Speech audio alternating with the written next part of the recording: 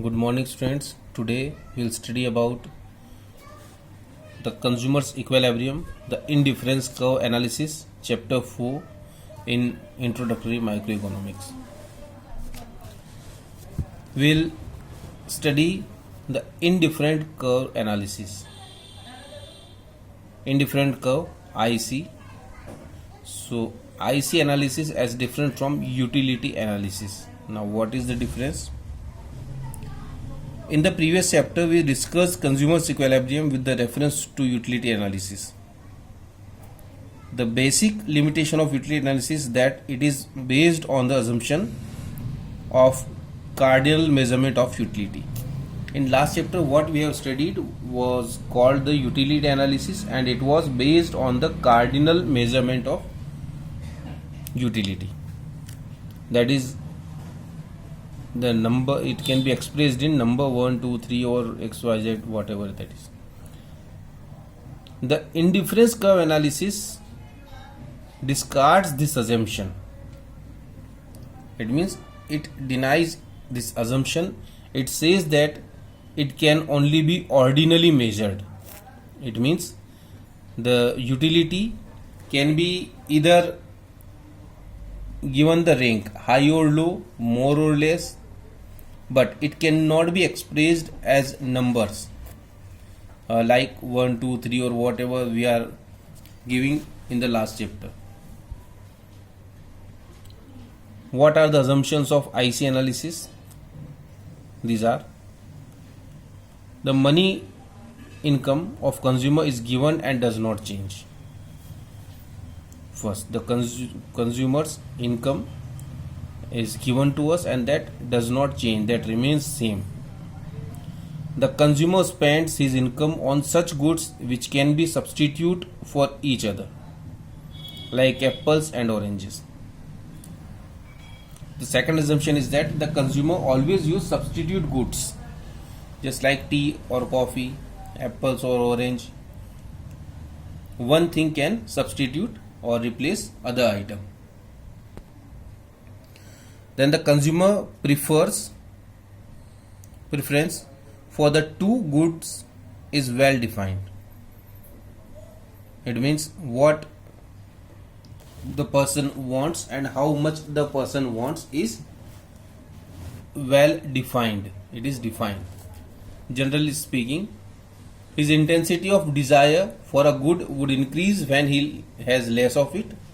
Likewise, his intensity of desire for a good would decrease when he has more of it.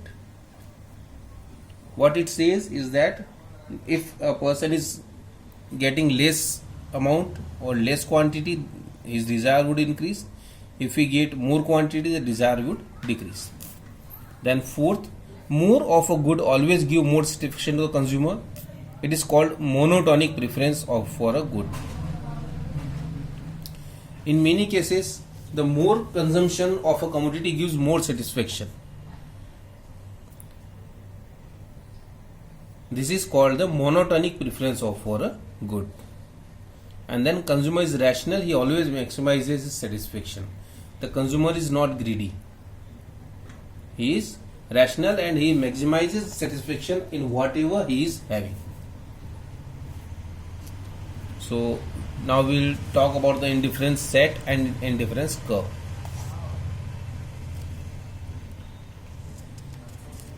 Consider a situation when a consumer is spending his given income across goods A and B. What a person is doing, he is spending his income on the goods A and goods B. Goods A is apple, good B is orange. Okay, so he can get the different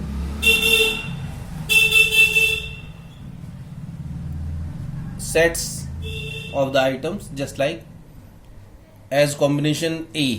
What he can do, he can purchase one apple and 10 oranges. He can buy 2 apples and 7 oranges. He can buy 3 apples and 5 oranges. Or he can buy 4 apples and 4 oranges. He has 4 type of combinations what he can purchase. Combination A, B, C and D are specified by the consumer according to his scale of preference for two goods. These are specified by the consumer. That what he says, that what the number is given here is defined by the consumer itself, that yes, if I purchase one apple, then I would take 10 oranges. If I would prefer 2 apples, then I would prefer 7 oranges. This is given by the consumer as per his preferences.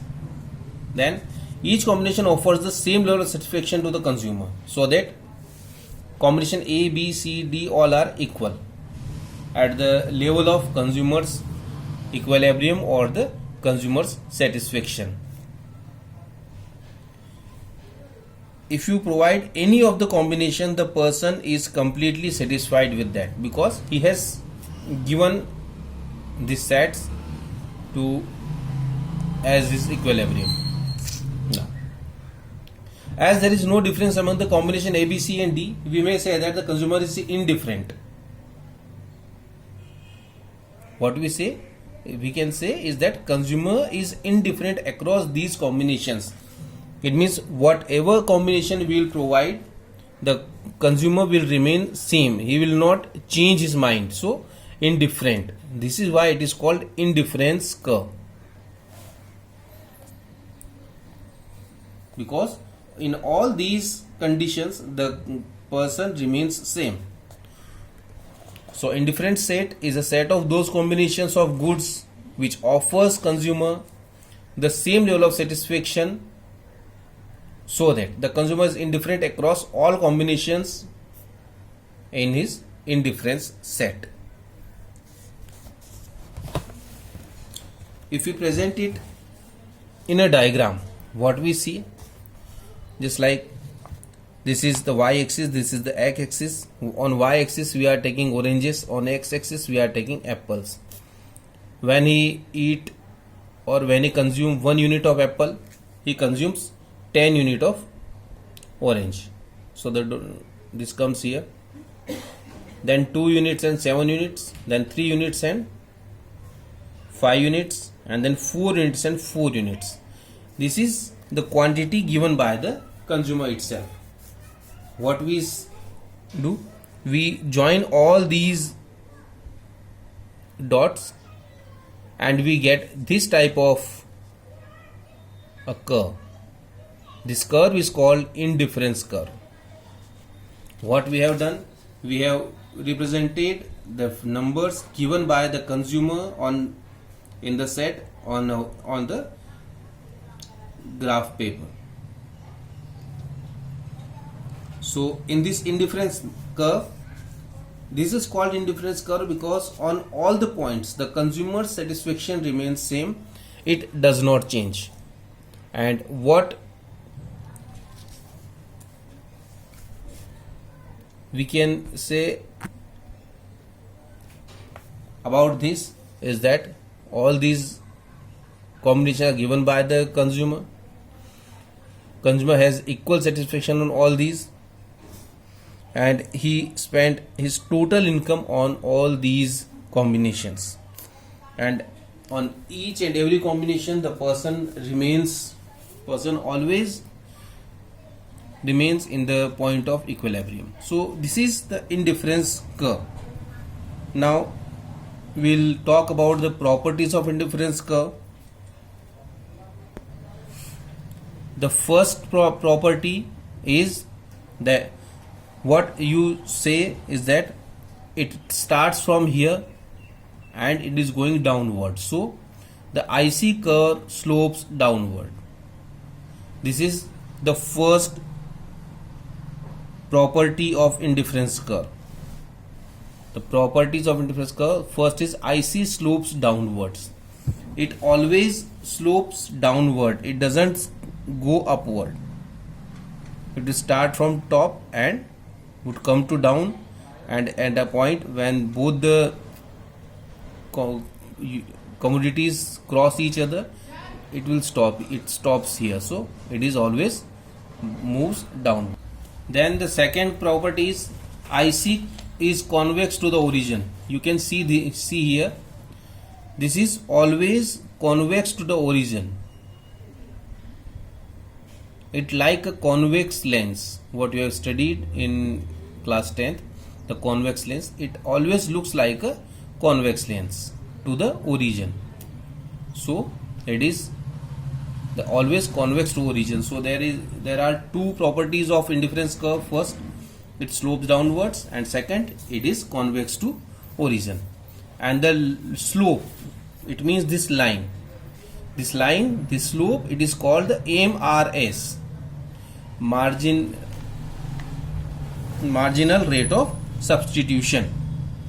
This slope, it is called the MRS, the marginal rate of substitution.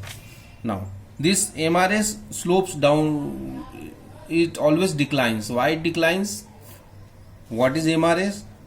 And some other issues we will discuss in the next video. Thank you.